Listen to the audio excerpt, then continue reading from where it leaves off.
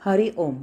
योगदास जय गणेश जोशी यांनी प्रवचनांमधून सांगितलेले कथामृत क्रमांक 99.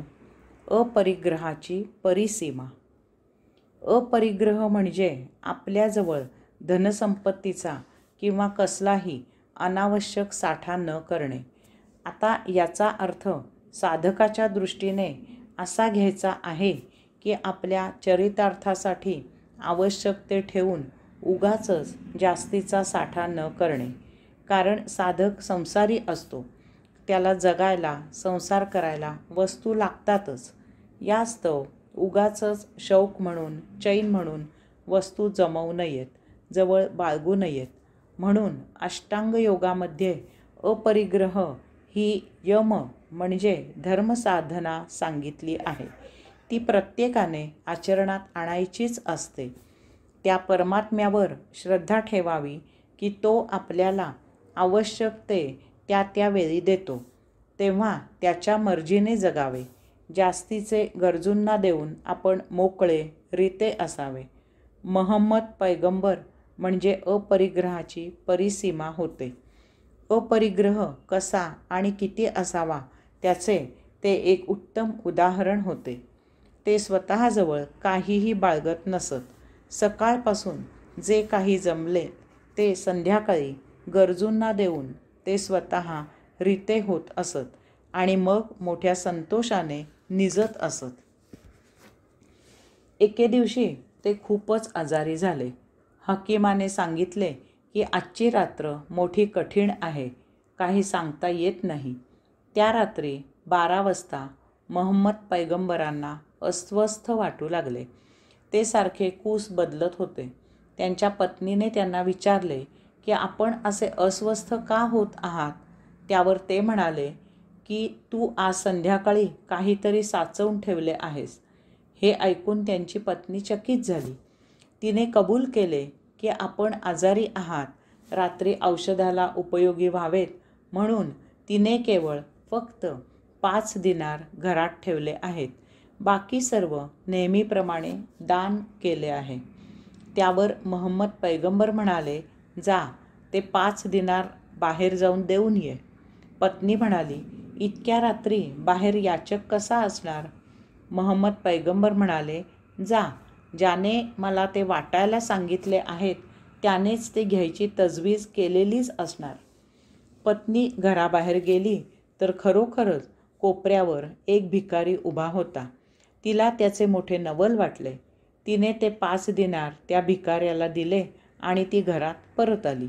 तिने बाहेर घडलेला प्रकार महम्मद पैगंबरांना सांगितला. महम्मद पैगंबरांनी स्मितहास्य केले. मोठ्या संतोषाने त्यांनी चादर ओढली आणि त्यांनी येथील वास्तव्य संपविले. कथामृत क्रमांक 100. एकलव्याची निर्विचार समाप्तीतून ज्ञानप्राप्ती. एकलव्य हा एक भिल्लाचा मुलगा होता. बालपणापासून त्याला खेळात तीरकामटा चालवायचा खेळ फार आवडायचा.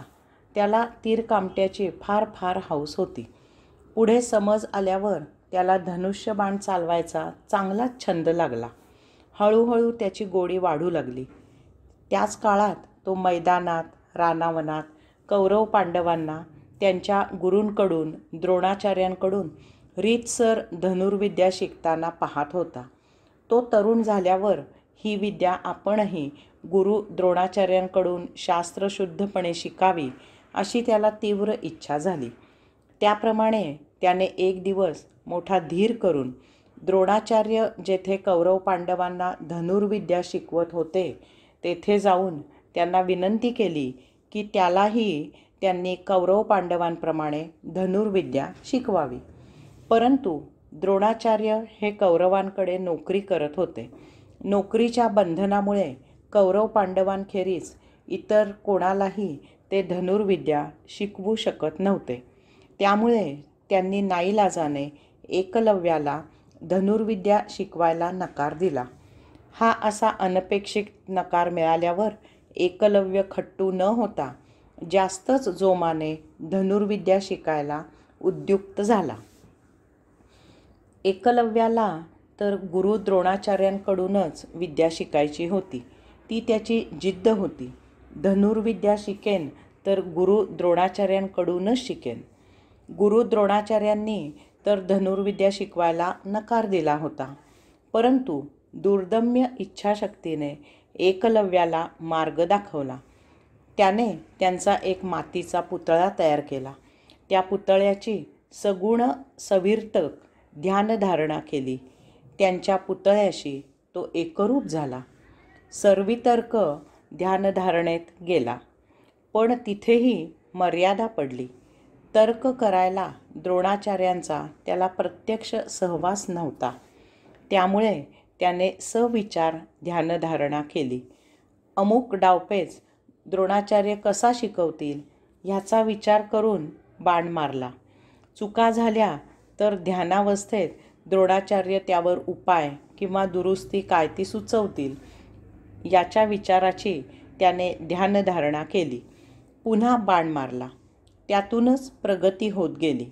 विचारातून डावपेच त्यावरील सुधारणा करत सविचार समापत्ती लाभली. त्यातूनच निर्विचार समापत्ती प्राप्त झाली. एकलव्य द्रोणाचार्यांशी एकचित्त झाला. तो विचारांच्या पलीकडे प्रज्ञावस्थेत गेला. त्याला निर्विचार समापत्ती स्फुरण होऊन विद्या मिळू लागली. धनुर्विद्येच्या ध्यानधारणेवर निर्विचार समापत्ती लाभली. ध्यानावस्थेत मिळालेली साक्षात्काराच्या अनुभूतीतून मिळालेली धनुर्विद्या प्रज्ञाप्राप्त होती. एकलव्य अग्रगण्य धनुर्विद्या प्रवीण झाला. हरि ओम.